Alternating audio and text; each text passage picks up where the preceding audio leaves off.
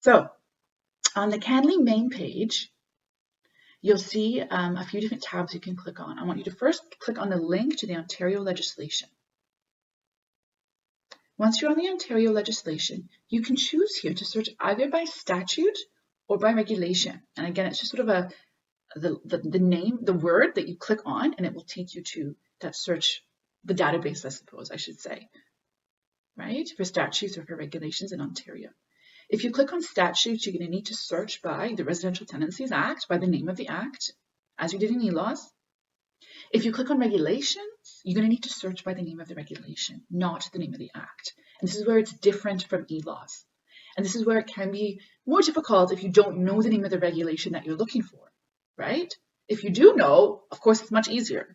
So we were looking for the maintenance standard regulation made pursuant to the Residential Tenancies Act. So in CANLI, again, if you're clicking on the regulations to search and not the statutes just above it, statutes, you would click to follow through to the RTA, the Residential Tenancies Act. And if you were to do it that way, it would list the act for you in alphabetical, so all the acts will start with R. And then on the right-hand side of the page, it'll show you a little tab or a little link to 4 regulations that you can click on. So that's one quick way.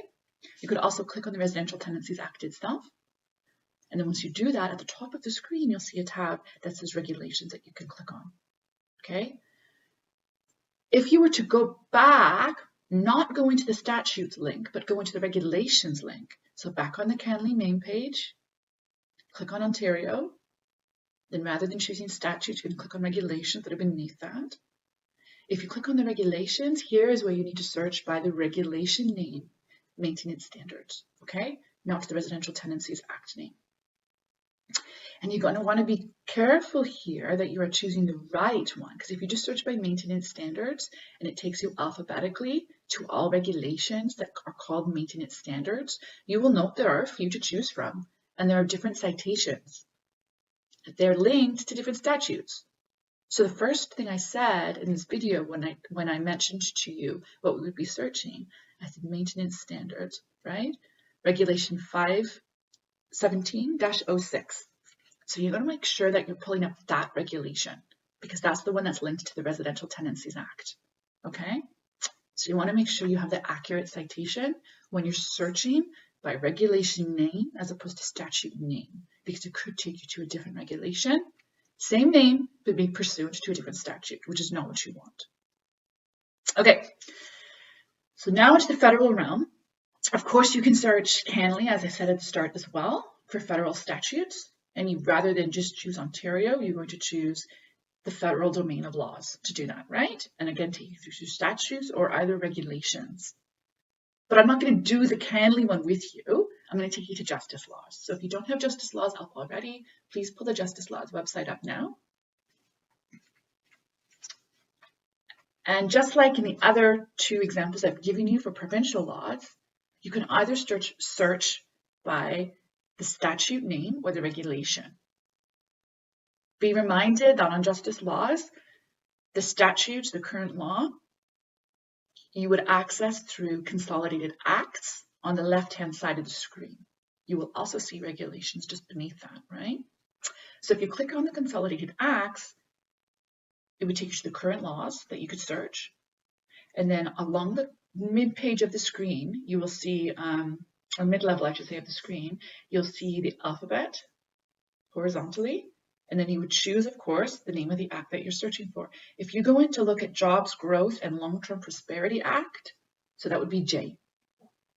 If you just click on the letter J, you'll see a few options down in the alphabet, or in the alphabetized sort of organization of the letter J statutes for Canada.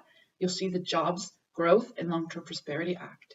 Don't even click on it yet, but on the right-hand side of that screen, you'll see a little R in a yellow box. So that would take you to the regulations for that statute, okay? Alternatively, if you go back to the main justice laws page, or if you just move back to the left-hand side of that screen, you can search by regulation. Again, you need the name of the regulation that you're searching for, not the name of the act, similar to how it's organized in CANLI. Remember in e-laws, you can search under regulations by the act name.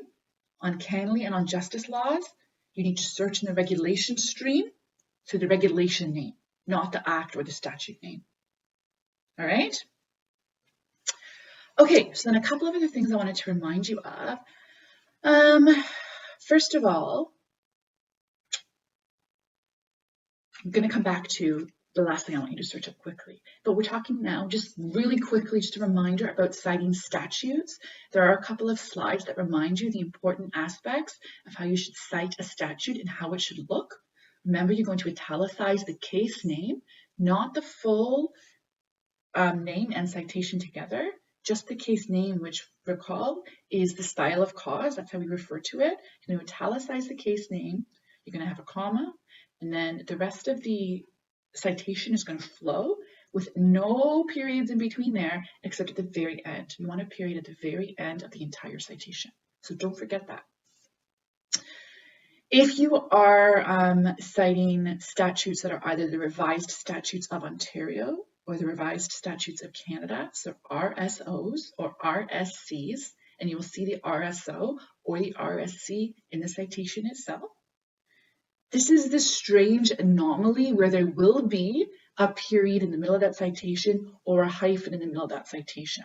And that's because those statutes, their chapter numbers are cited and just are cited differently and are just different than a regular annual statute appears. Okay, so for federal statutes with an RSC, Revised Statutes of Canada citation, you're going to see the small c for chapter number, no period.